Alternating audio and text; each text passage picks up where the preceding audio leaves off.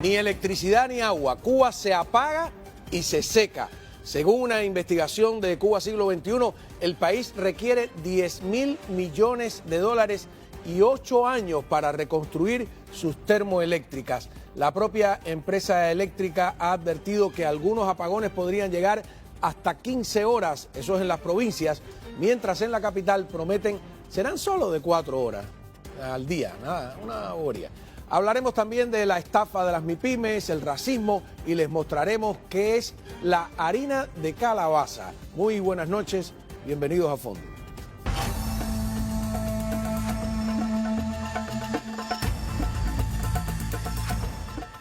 Contamos hoy con la ayuda del periodista de investigaciones Norge Rodríguez, director de Yucabay. Muchas gracias por estar con nosotros. Gracias por la invitación siempre. Aunque sé que has hecho un trabajo investigativo sobre el tema de las MIPYMES y del racismo en Cuba, de la embajada americana, me gustaría un poco contar contigo con este tema que hoy le estalla, hoy no, ya viene poco a poco, a todo el mundo en Cuba. ¿No?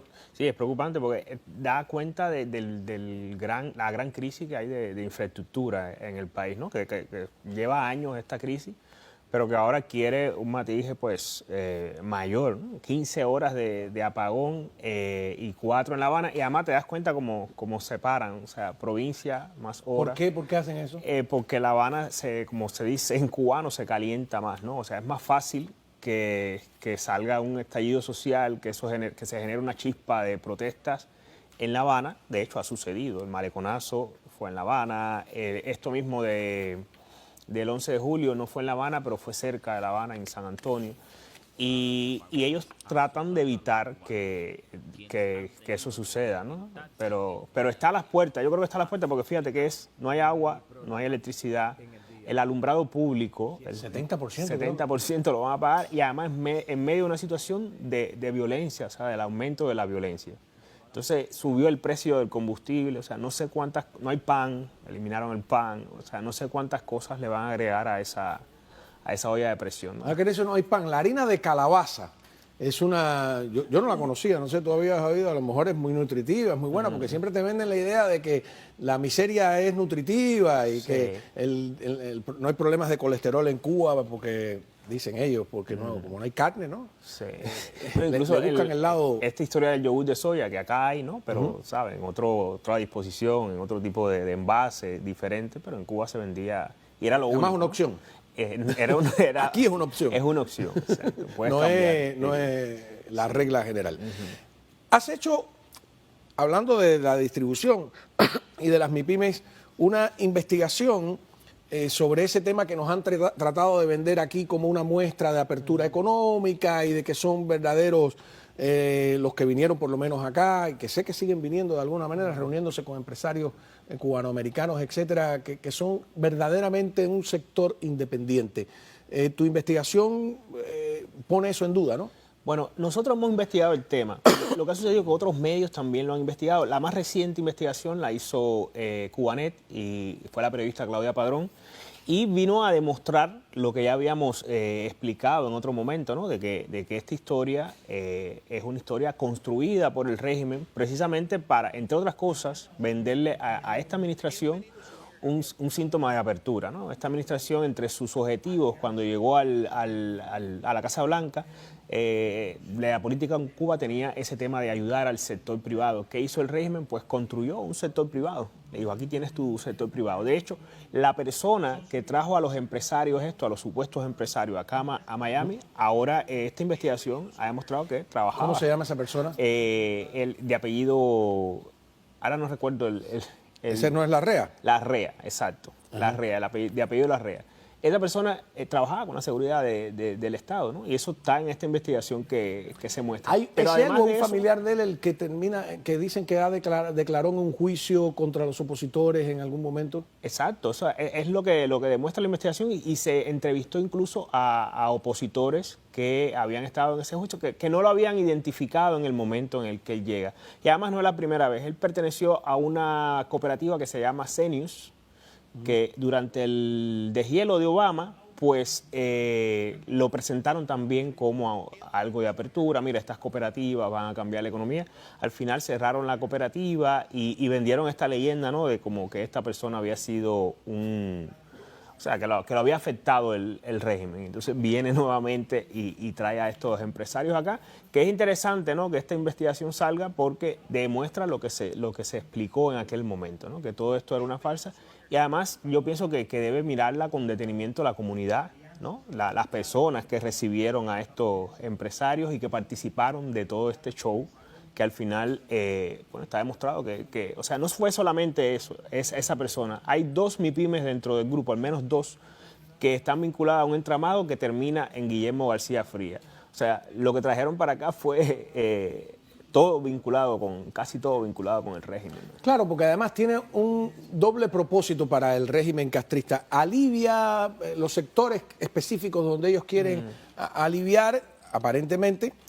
Siguen teniendo el monopolio de los medios de producción, porque todo esto es en el área de los servicios. Yo insisto en este tema porque no se ve. Yo no, bueno, tú eres mucho más joven, pero en mi época, en la escuela, cuando te explicaban qué era el comunismo, era pues esa sociedad donde los medios de producción estaban en manos del Estado. Siguen estando en manos del Estado en un 99%. Por no decir un 100. O sea, no conozco todavía de una MIPYME que sea una fábrica de jabones o una fábrica, ¿entiendes? O sea, no hay... No, aquel que hizo leche, ¿te acuerdas? Que le fueron arriba, que hizo queso. El rey del queso, sí. El rey del queso. Y por otro lado, todo el tema de la importación y la exportación sigue siendo monopolio del Estado. O sea, claro. Las MIPYMES tienen, no hay una empresa dedicada a la exportación, importación, no sé, como sucede quizás en Colombia, en Costa Rica, que tienes una empresa que se dedica a comprar arroz a Vietnam. Empresa privada, al margen del Estado. Privada, al margen del Estado. Arroz en Vietnam. Y dice, bueno, yo voy a llenar el país de arroz y aquí, o sea, esa situación que hay ahora de que no hay pan y tal, probablemente no existiera si realmente existiera la empresa privada en Cuba. Una empresa privada dice, bueno, no hay pan, yo voy a resolver ese problema, compro harina. Y una no, varias, ¿no? Compiten y entonces los precios bajan, porque así funcionan las reglas del mercado. Claro, no, en Cuba la gente da por descontado porque, bueno, cuando yo nací esa gente ya estaba en el poder, imagínate tú, ¿no?, el tiempo que llevan ahí. Nacimos en esa distorsión de política y económica. Y, por ejemplo, en Cuba hay un Ministerio de Comercio Exterior. Que eso es absolutamente innecesario. Exacto. Si cada empresario puede hacer sus tratos en el exterior de una manera totalmente libre, aquí en los Estados Unidos, la gente que nos está viendo en Cuba, no existe un Ministerio de Comercio Exterior. Podría existir algún tipo de institución que ayude al comercio exterior, pero si yo consigo hacer negocio con alguien en Holanda, es un asunto mío y ya lidiaré ya con las leyes de Holanda, las de aquí, etc. Y hay uno de comercio interior. También, ¿no? Sí, y uno de la industria alimentaria. O sea, todo controlado. ¿No? Sí, todo controlado por el Estado. Y ellos no han desmontado eso. De hecho, ellos han intentado hacer lo que hizo Vietnam, por ejemplo, que mantuvo el Partido Comunista, o lo que hizo China. Pero ni a ese punto han llegado. Pero han dicho a veces, nosotros no somos chinos, dijo uno de los economistas, que además era una expresión bastante racista. Hablando de racismo, ¿no? Es un tema que quiero tocar contigo porque acabó en febrero, pues, el mes, si me lo puedes explicar, sí. Aquí en los Estados Unidos es el mes que dedica a destacar la cultura afroamericana, ¿verdad? Afroamericana, sí, tiene que ver con el tema de los activistas que en los años 60 pues lucharon contra la discriminación y la segregación en los estados del sur. Y ese mes se destaca eso. Entonces, en cada embajada de Estados Unidos, en los países donde hay embajada, pues destacan eso mismo, pero de los locales, ¿no? Y yo no sé si tú recuerdas el año pasado que hicimos un programa sobre una invitación que le hicieron a una cantante afroamericana que fue a Cuba, pero fue a LISA, al Instituto Superior de Arte, o sea, participó de un programa. ¿De donde te expulsaron a ti? Exacto, de donde me expulsaron, de donde expulsaron a Anamel y a otras personas, ¿no?, que han estado vinculadas al activismo.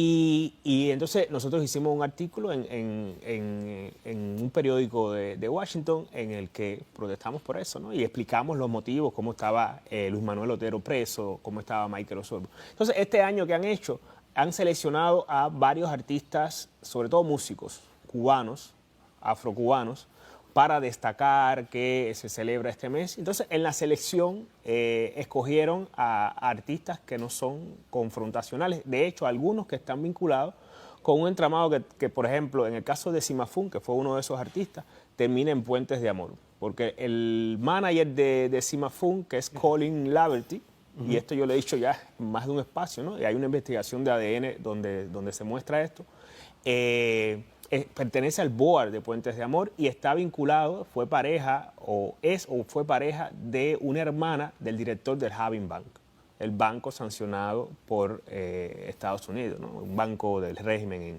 en Reino Unido.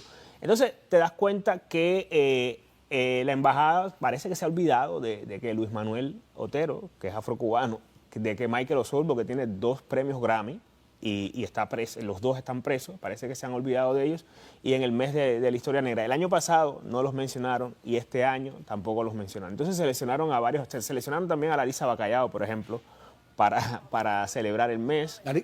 Larisa Bacallao, que estuvo en mi programa El Espejo, que tenía las 10:30, hizo fuimos muy amables con ella, e hizo un elogio de la situación en Cuba que le mereció después pues seguir ascendiendo en todo eso. Vamos a una pausa porque hoy, dentro de apenas 40 minutos o 48 minutos, el presidente Biden va a hacer su discurso donde va a recapitular este año, cómo le ha ido en la economía, en la política, etcétera, y además como este es un año electoral, ese es el discurso del Estado de la Nación. Yo me pregunto, ¿tocará el tema de Cuba?